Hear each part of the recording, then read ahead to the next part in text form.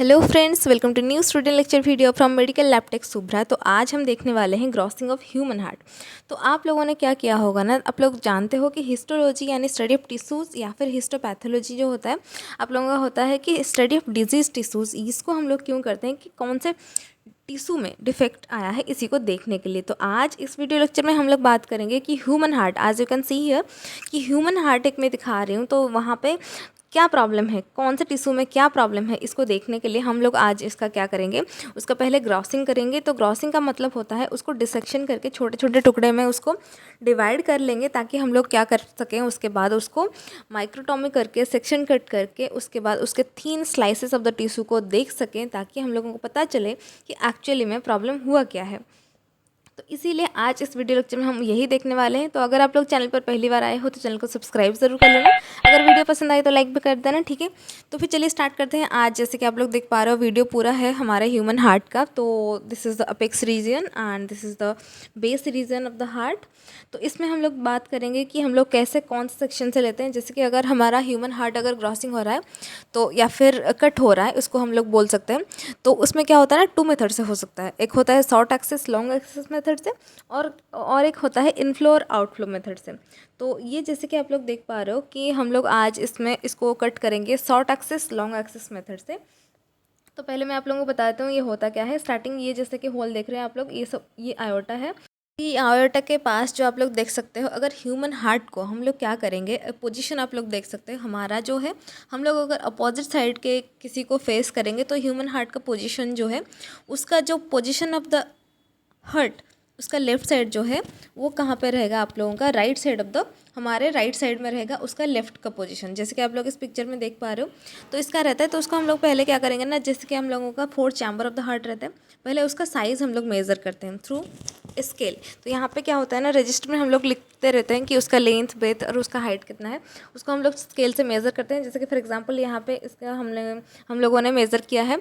तो size length उसका 11.5 है और ब्रेथ 8 है और 5 सेंटीमीटर इसका हाइट है। तो हम लोग उसको क्या करेंगे अभी देख, जैसे कि आप लोग देख सकते हो हम लोगों ने short axis long axis method से उसको कट किया हुआ है। तो ये होता है आप लोगों का लेफ्ट वेंट्रिकुलर, और इसके राइट साइड में जो देख सकते हो आप लोग वो है राइट वेंट्रिकल। तो लेफ्ट वेंट्रिकल को फिलहाल हम लोग कट कर रहे हैं। तो लेफ्ट वेंट्रिकल क्या होता है ना, उसका वाल जो होता है वो थिक रहता है। तो जैसे कि आप लोग देख पा रहे हो, उसमें से एक आप लोगों को पूरा एक स्लाइस लेना है। तो ये स्लाइस उतना फ्लैट होना चाहिए ताकि हम लोग माइक्रोटोम में जब उसको कट करते हैं तो अल्ट्रा थिन सेक्शन हम जब निकालते हैं तो उसमें से सही तरह से अपना हमारा जो डिज़ायर्ड रिक्वायर्ड टिश्यू है वो आ सके। तो हम लोग क्या करते हैं ना, हम जो 4 वाल है हमारे, वेंट्रिकुलर वाल हो या फिर ऑरिकुलर वाल हो, तो हम लोग वेंट्रिकल से हम लोग क्या कर लेते हैं, हम उसको छोटा छोटा करके टिश्यू ले लेते हैं, ठीक है। तो उसके बाद हम लोग कहाँ कहाँ से और कहाँ कहाँ से लेते हैं, specially of a human heart. तो मेनली हम लोग वेंट्रिकुलर वाल से लेते हैं, जैसे कि मैं ऑलरेडी बता चुकी हूँ। इसको क्यों लेते हैं, टू डिटेक्ट हाइपरट्रॉफी, यानी अगर उसका एनलार्जमेंट ऑफ द हार्ट हो गया है, साइज इंक्रीज हो गया है, तो हाइपरट्रॉफी देखने के लिए हम लोग लेते हैं वेंट्रिकुलर वाल से। वैरास अगर हम लोग आर्टरी से लेते हैं, क्योंकि हम आप लोगों को पता होगा हमारे ह्यूमन हार्ट में कोरोनरी आर्टरी, पल्मोनरी आर्टरी, ऐसे बहुत सारे आर्टरीज प्रेजेंट होते हैं। तो ये आर्टरी में थ्रोम्बस हुआ है कि नहीं, क्लॉटिंग जो बोल सकते हैं हम लोग उसको नॉर्मल वर्ड में, तो इसको चेक करने के लिए हम लोग आर्टरी से भी लेते हैं। तो ये 2 टाइप से हमारा इंपॉर्टेंट उसको लेना ही है। तो इसीलिए हम लोग क्या करते हैं ना, उससे हम लोग क्या करेंगे, एक एक thin slice of the tissue लेंगे, छोटा छोटा सा टुकड़ा करके उसको, ताकि हम लोगों का माइक्रोटोमी में क्या हो सके। उसके बाद नेक्स्ट वीडियो में मैं बता दूंगी कि माइक्रोटोमी होता क्या है, अगर किसी को ना पता हो तो। लेकिन अगर एज ए लेबोरेटरी टेक्नीशियन आप सभी लोगों को पता होगा कि माइक्रोटोमी क्या होता है। ये जो thin slices of the tissue होते हैं उसका हम लोग पहले तो रिपोर्ट निकालने के लिए क्या कर लेंगे, उसका साइज़ मेज़र कर लिया, उसका फिजिकल अपीयरेंस, उसका क्या क्या हम लोगों ने डिटेक्ट किया, उस सारे चीज़ को हम लोग लिख लेते हैं, ताकि उसको रिपोर्ट में सही तरह से हम लोग उसको माइक्रोस्कोपिक एग्जामिनेशन वहाँ पे करते हैं। फिलहाल हम लोग अभी फिजिकल एग्जामिनेशन करके भी उसका रिपोर्ट निकालते हैं, ठीक है। तो जैसे कि आप लोग देख पा रहे हो, तो कोरोनरी आर्टरी को कैसे पता करें, जैसे कि ये जो आयोटा है, आयोटा के अंदर से अगर हम लोग उसको अंदर से ही ये करेंगे, अंदर से ही अगर हम लोग स्कैल्पेल को अंदर करेंगे तो उसके बाद वो कोरोनरी आर्टरी के पोस्टीरियर कोरोनरी आर्टरी के राइट साइड में ही निकलता है। जैसे कि आप लोग देख सकते हो, हम लोग पता कर पाएंगे इसको, ठीक है। तो ये है होता है हमारा जो ह्यूमन हार्ट, उसको जो short axis long axis method से हम लोग डिसेक्शन कर रहे हैं अभी। तो ये आयोटा होता है और आयोटा को हम लोग अभी कट कर रहे हैं। तो जैसे कि हम लोगों का वाल से ही लेना होता है। तो उसको छोटा छोटा करके, जितना छोटा सरफेस होगा, जितना छोटा सा टिश्यू होगा और इतना प्लेन और फ्लैट सरफेस उसका होगा, तो उसका रिपोर्ट जो है, उसका जो माइक्रोटोमी है वो सही से आएगा और स्टेनिंग भी हम लोगों का सही से होगा, क्योंकि सेक्शन अच्छे से ही कट हो पाएगा उसी से। तो मेन इंपॉर्टेंट चीज़ तो यहाँ पे ये है कि कहाँ से, मतलब हार्ट के कहाँ कहाँ कौन से पर्सन से लेना है, ताकि हम लोगों को पता चले कि एक्चुअली में प्रॉब्लम हुआ क्या है। तो ये सारे, जैसे कि आप लोग देख पा रहे हैं, बहुत सारे ऐसे ऑर्गन्स आए हुए थे, जिसका जो है छोटा छोटा सा टिश्यू हम लोगों ने कट करके वहाँ पे रखा है। तो इसको कट करके हम थिन स्लाइसेस कहाँ से लेना है वही बहुत ही इंपॉर्टेंट है, उसको हम लोग रख लेते हैं। उसके बाद उसको 10% फॉर्मेलिन, यानी फॉर्मेलिन हमारे यहाँ पे फॉर्मेलिन जो है वो प्रिजर्वेटिव के तौर पे हम लोग यूज़ करते हैं। तो फॉर्मेलिन अगर हम लोग किसी ऑर्गन को रखते हैं, इसीलिए रखते हैं क्योंकि ये जो प्रिजर्वेटिव है वो बहुत ही चीप है, और उसके बाद ये क्या करता है कि ये ऑटोलिसिस से प्रिवेंट करता है। ऑटोलिसिस यानी सेल्फ डिस्ट्रक्शन। टिश्यू अगर डिस्ट्रॉय हो जाएंगे, अगर कहीं पे भी लिविंग ऑर्गेनिज्म है या फिर लिविंग टिश्यू है, उसको बाहर अगर हम लोग ऐसे ही रख लेते हैं तो वो क्या हो जाता है, डिस्ट्रॉय हो जाता है। तो इसीलिए हम लोग उसको फॉर्मेलिन में रखते हैं ताकि वो डिस्ट्रक्शन उस पर ना हो, ठीक है। तो फिर हम लोग ऐसे ही short axis long axis method में कट करेंगे इसको। तो कट करके हम लोगों को जैसे जैसा चाहिए होता है, टिश्यू कहाँ कहाँ से लेना होता है, मैं आप लोगों को बता चुकी हूँ। तो इसी से ही हम लोग लेते हैं छोटे छोटे टुकड़ा करके, और उसके बाद उसको फॉर्मेलिन में रख लेते हैं, और उसके बाद ऑटोमेटिक टिश्यू प्रोसेसर के अंदर में डाल देते हैं। आप लोगों को पता होगा कि ऑटोमेटिक टिश्यू प्रोसेसर के अंदर में जितने सारे, जैसे कि फॉर एग्जांपल फॉर्मेलिन हो गया, ज़ाइलिन हो गया, अल्कोहल इंक्रीजिंग अमाउंट में, या और उसके बाद आप लोगों का पैराफिन एम्बेडिंग के लिए, इस सारा चीज़ वहाँ इम्प्रेगनेशन के लिए, सॉरी, तो वहाँ पे इम्प्रेगनेशन होता है ऑटोमेटिक टिश्यू प्रोसेसिंग के अंदर में। तो ये सब कुछ होता रहता है। ये सब क्या होता है, हमें आप लोगों को वीडियो के थ्रू ऐसा ही बताते रहूँगी, क्योंकि ये स्टार्टिंग फर्स्ट वीडियो लेक्चर है हिस्टोपैथोलॉजी का, जहाँ पे हम लोग देखते हैं कि, जहाँ पे हम लोगों ने देखा है कि ग्रॉसिंग जो है, सेक्शन कट कैसे करते हैं, कहाँ से करते हैं, कौन सा पार्ट लेना चाहिए, कैसा पार्ट लेना चाहिए, और रिपोर्टिंग में हम लोगों का स्टार्टिंग से क्या क्या रहता है। तो ये हो गया ह्यूमन हार्ट। और जहाँ पे आप लोग देख पा रहे हो, ये एक यूटेराइन सर्विक्स है, तो यूटेरस है फिलहाल एक।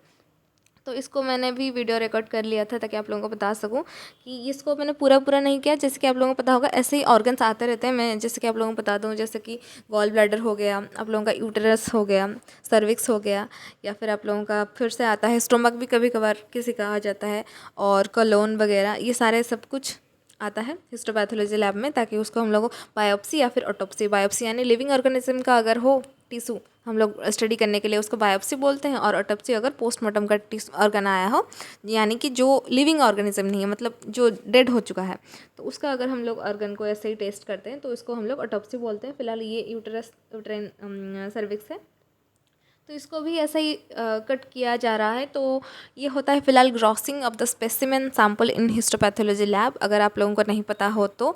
लेकिन फ़िलहाल मेरे को लगता है आप सभी लोगों को इसके बारे में पता होगा थोड़ा बहुत कि ये क्या होता है। जैसे कि आप लोग स्ट्रक्चर देख पा रहे हो कैसे कट हो रहा है, कहाँ कहाँ से लेना चाहिए, कहाँ कहाँ से लेने के बाद ही आप लोगों को पता चलेगा। नहीं तो पता चला ऑर्गन से आप लोग कहीं से भी मन से ले लिए हो स्पेसिमेन, और उसके बाद रिपोर्ट नेगेटिव आ रहा है, लेकिन एक्चुअली में उसका पॉजिटिव होगा कैंसरस सेल जो होता है। वहीं पे जो कैंसरस हम लोग कैसे सीए मार्कर डिटेक्ट करने के बाद हम लोगों का बायोप्सी के लिए आता है या फिर ऑटोप्सी के लिए आता है, जो भी आता है।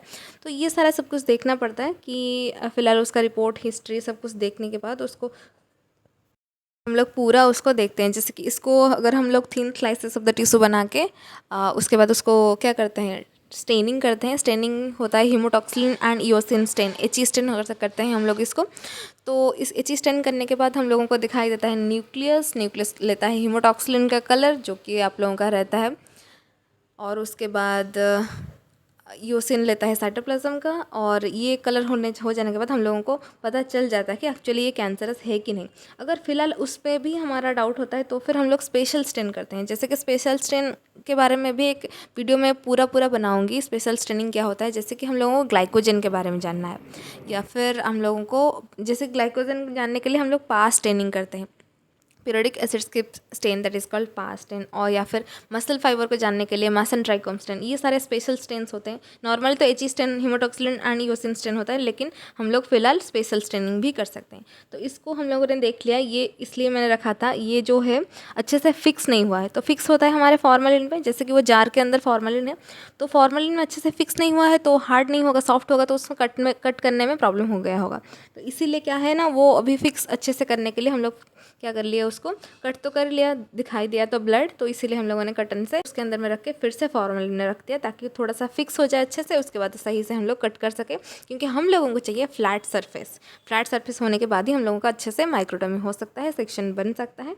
ठीक है, तो फिर ये हो फिलहाल हम लोगों का grossing of the specimen in the histopathology lab.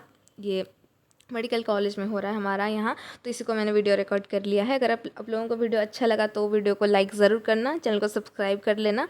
अगर आप किसी भी जूनियर, सीनियर या फिर फ्रेंड के साथ शेयर करना हो तो शेयर ज़रूर कर लेना। ठीक है, फिर मिलते हैं in the next video lecture, वहाँ पे हम लोग बात करेंगे ग्रॉसिंग के बाद क्या होता है। तब तक के लिए इस वीडियो को अच्छे से देखते रहिए। Thank you.